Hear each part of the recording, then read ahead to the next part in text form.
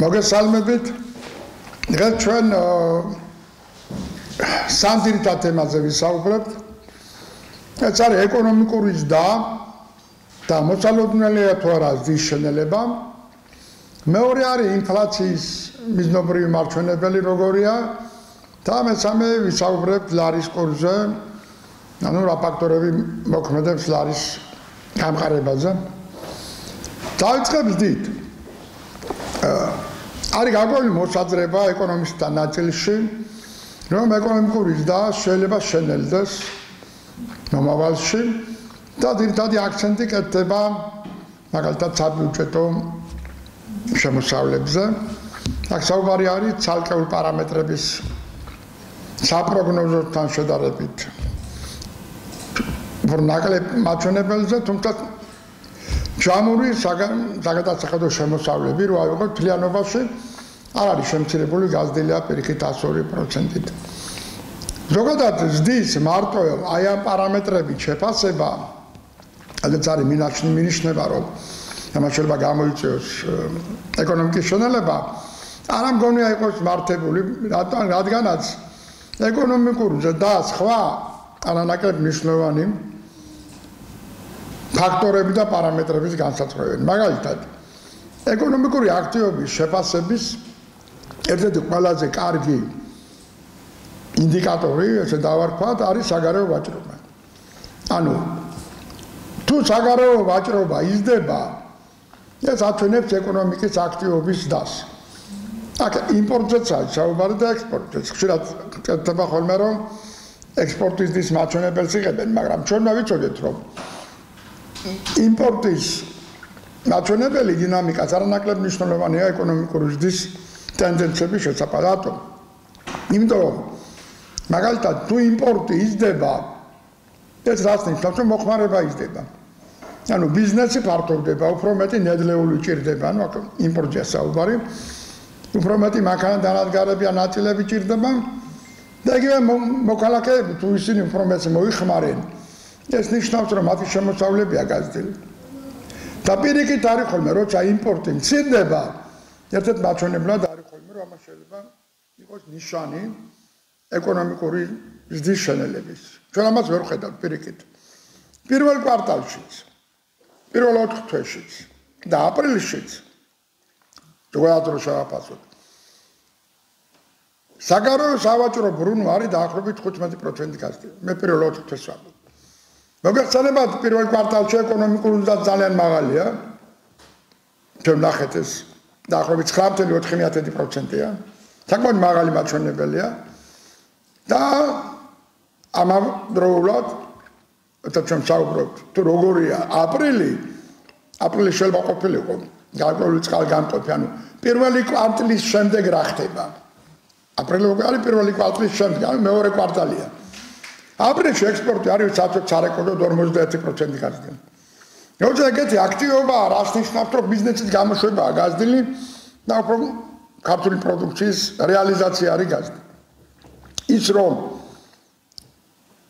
უნდა ველოდოთ თუ არა ეკონომიკური ზრდის შენელებას, ჯერჯერობით ამის პარამეტრებს ჩვენ ვერ ვხედავთ. მიუხედავად იმისა, რომ კონკრეტულ სიტუაციაში, აქ გულისხმობ მარტის მაჩვენებლებს, ბიუჯეტის შესრულებით ცალკეული მუხლები შეიძლება იყოს აცდენილი საპროგნოზო. აი პროგნოზი შეიძლება იყოს რაღაც ციფრი და იმაზე ნაკლები იყოს, მაგრამ არც ეგ არ არის პრობლემა. კომპლექსურად უნდა შევაფასოთ, როგორც მეუბნე და არანაკლებ მნიშვნელოვანი ინდიკატორი არის ზუსტად საგარეო ვაჭრობა. ესე იგი, ჩვენ თუ აპრილში კიდევ უფრო გააქტიურებულია საგარეო ვაჭრობა, ვიდრე პირველ კვარტალში, ბუნებრივია შენელებაზე ლაპარაკი არც არის, პირიქით. მეორე კვარტალში ძალიან მაღალ დას უნდა ველოდოთ, საშუალოდ ალბათ 2 ნიშნასთან ახლოს იქნება, ეს აპრილმაც აჩვენა და ზოგადად ჩვენ დავიცოდეთ, რომ მეორე კვარტალი ეკონომიკაში უფრო აქტიური პერიოდია, ვიდრე პირველი კვარტალი. არის ხოლმე.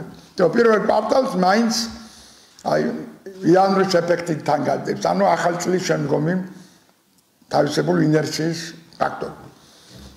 ასე რომ მე არ ველოდები ეკონომიკური ზრდის შენელებას პირიქით.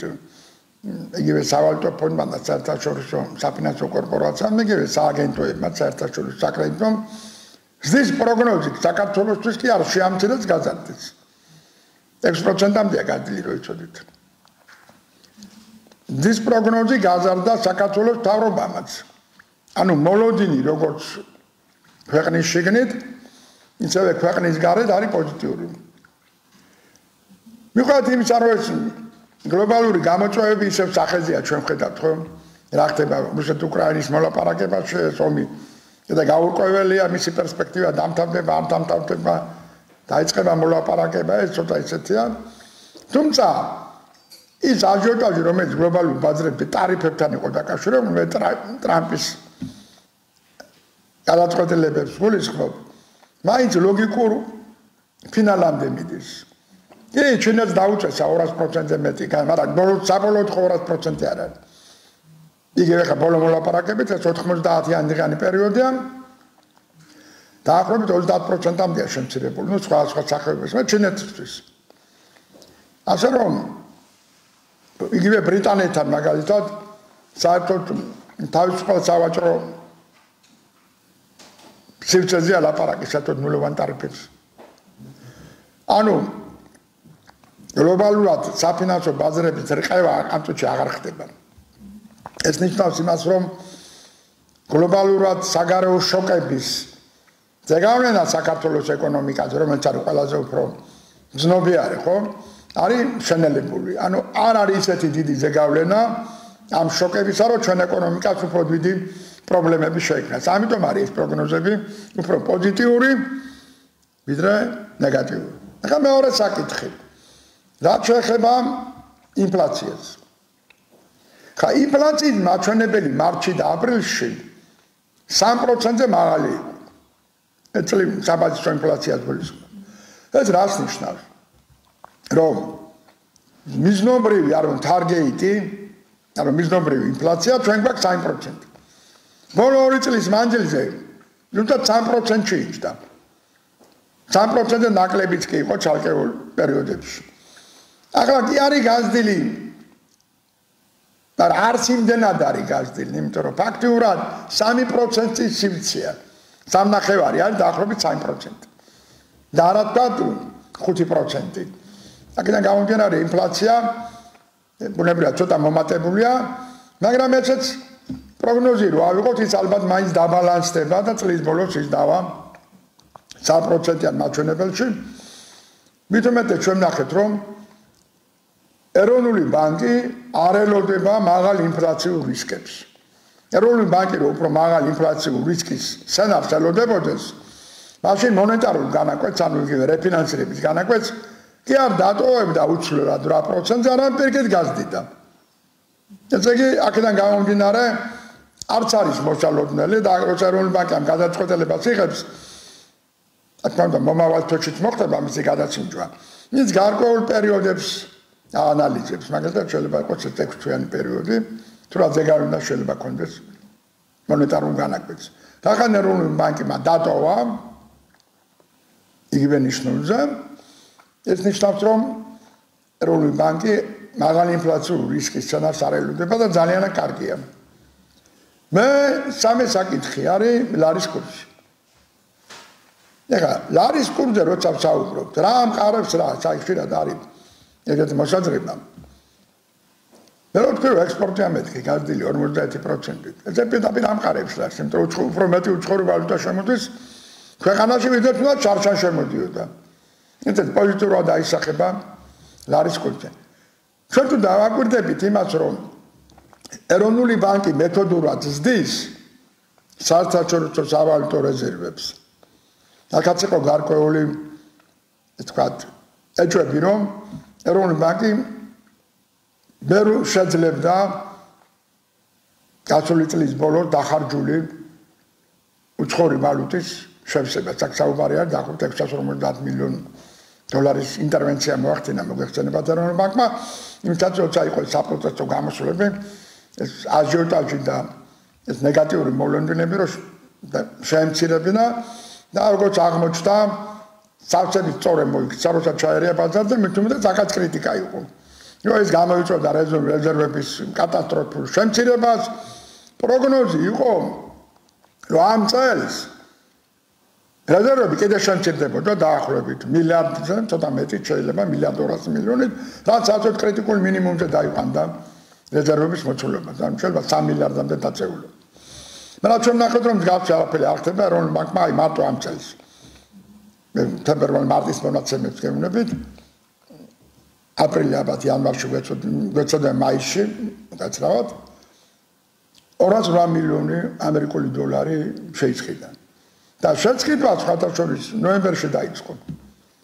ანუ ხათ იმცა რომ ოქტომბერში ძალიან დიდი ინტერვენციები გააკეთა, უკვე ნოემბერში როცა შედარებით ეს აჟიოტაჟი ჩაცხრა და არ იყო ესეთი მოლოდინები, კურსმა დაიწყო გამყარება მოგეხსენება და კონიუნქტურა როცა ხდება პოზიტიური, ეროვნული ბანკი ერევა ბაზარზე ყიდულობს ამან.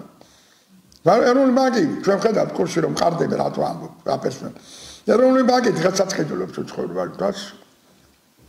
ზუსტი მონაცემები ჩვენ გვექნება ალბათ თვის ბოლოს. მაგრამ ერთი რამე ფაქტია, რომ ეროვნული ბანკი ვალუტას ვერ იყიდის, ანუ ვერ ამოიღებს მიმოქცევიდან, თუ არ იქნება უცხოური ვალუტის სიჭარბე. ანუ ეროვნული ბანკი მაშინ შედის ბაზარზე და ახდენს ინტერვენციებს, ანუ ყიდულობს დოლარს, როდესაც არის უცხოური ბალანსი, უცხოური ვალუტის პოზიტიური. ანუ უფრო მეტი ვალუტა აქვს ქვეყანაში, ვიდრე შეიძლება ეს ეკონომიკის რეალურ მოხმარებას ჭირდებოდეს. აქედან არის პროგნოზი, რომ ლარის კურსი იქნება სტაბილური. მით უმეტეს მოგეხსენებათ, ზაფხულის თვეები არის ერთ-ერთი ყველაზე დიდი შემოდინება საერთაშორისო ტურიზმიდან, რომელიც პირველ კვარტალში მიუხედავად იმ პოლიტიკური სიტუაციის თუ სხვა ფაქტორებისა, მათ შორის ამინდების მაგალითად, სარეკორდო იყო შემოსავალი ტურიზმიდან და ტურიზმი არის მომსახურების ექსპორტი. როგორც საქონლის ექსპორტი შემოაქვს ვალუტა, ასევე საერთაშორისო ტურიზმიც არის მომსახურების ექსპორტი, რომელიც ქვეყანაში ტოვებს ვალუტას, ბუნებრივია, უცხოურ ვალუტას. ესე იგი, ამ კუთხითაც მოლოდინი გვაქვს უფრო პოზიტიური, რომ კიდევ უფრო გაიზრდება საერთაშორისო ტურიზმიდან მიღებული შემოსავალი, ბუნებრივია უფრო მეტი ვალუტა იქნება შემოსული ქვეყანაში და ბუნებრივია ისევ აისახება პოზიტიურად ლარის გაცვლის კუთხით. ამიტომ ამბობთ ხოლმე, რომ ჩვენ აი ამ პერიოდში თუნდაც ზაფხულში ლარის ალბათ გაუფასურებას, ანუ შეიძლება გამყარებასაც კი უნდა ველოდოთ.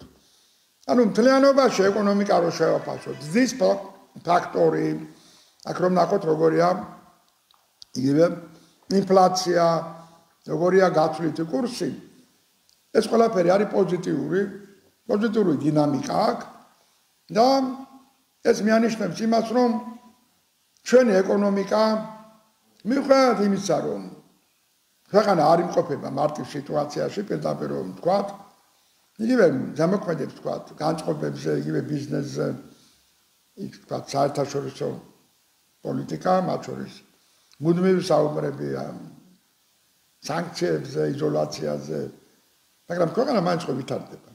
ესე იგი, ქვეყანამ შეძლო აი ამ სიტუაციებთან ადაპტირება. ანუ ფაქტიურად ჩვენი ეკონომიკა არ მოექცა გარე გავლენების ნეგატიურ ჭრილში. პირიქით, ეკონომიკა ადაპტირდა და ეს იმას ნიშნავს, რომ ჩვენ პოზიტიური მოლოდინი გვაქვს. მაგრამ ჩვენ მარტო არა გვაქვს.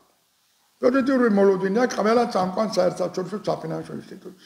და გულისხმობს სავალუტო ფონდს, გულისხმობს საერთაშორისო საფინანსო კორპორაციას, გულისხმობს სარეიტინგო სააგენტოებს. აქაც იყო მოლოდინი.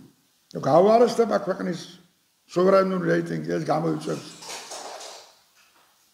საერთაშორისო ბაზრებზე საკრედიტო რესურსების გაძვირებას და ასე შემდეგ. მაგრამ ჩვენ ნახეთ, რომ ყველა წამყვანმა საერთაშორისო სარეიტინგო სააგენტომ, აი სამი ძირითადი სააგენტო უნდა მოიყვანოთ, ეს არის Fitch, ეს არის Deloitte და ეს არის Standard & Poor's. სამივემ დატოვა იგივე მაჩვენებელზე, ან ორბის პარგლებში ქვეყნის სუვერენული რეიტინგი. მაშინ როცა ძალიან ბევრ ქვეყანას გაუარესდა სხვათა შორის. აი მაგალითად იგივე ევროკავშირის წევრ ქვეყნების ნაწილსაც არა თუ იგივე დატოვა, არამედ პირიქით შეამცირა კიდევაც. ამიტომ კომპლექსურად რო შევაფასოთ, მე მაინც ვარ პოზიტიურად განწყობილი, რომ მეორე კვარტალშიც იქნება საკმაოდ მაღალი ეკონომიკური აქტივობა, საკმაოდ კაი დაიქნება. ეს ბუნებრივია ყველას ინტერესში შედის. უბრალოდ მიკვირს ხოლმე რომ წმინდა პოლიტიკურ კონიუნქტურას აქ უქვემდებარებენ ამას. რადგან ხელისუფლებისთვის რაც უფრო ცუდია ეკონომიკა, უფრო კაია ოპოზიციისთვის. ან პირიქით ხელისუფლებისთვის რაც ცუდია, აქეთ კაია. არ არის ესე, იმიტომ რომ პოზიტიური დინამიკა იგივე როცა საუბრობ გაზდის მოხმარებაზე. რა არის? ეს არის რომ თუ ბიზნესი ფართოვდება, როდის ყიდულობს ის უფრო მეტ ნედლეულს. როცა ფართოვდება. და რო ფართოვდება რას ნიშნავს? იქნება ახალი სამუშაო ადგილები, აი ეს არის საუბარი რომ რაზე გავლენა აქვს გზას სამუშაო ადგილებზე და რატომ მცირდება სამუშაო? ესე იგი რატო იზრდება დასაქმება? ამიტომ იზრდება. რომ ბიზნესი როცა ფართოვდება, ბუნებრივია იქნება ახალი სამუშაო ადგილები.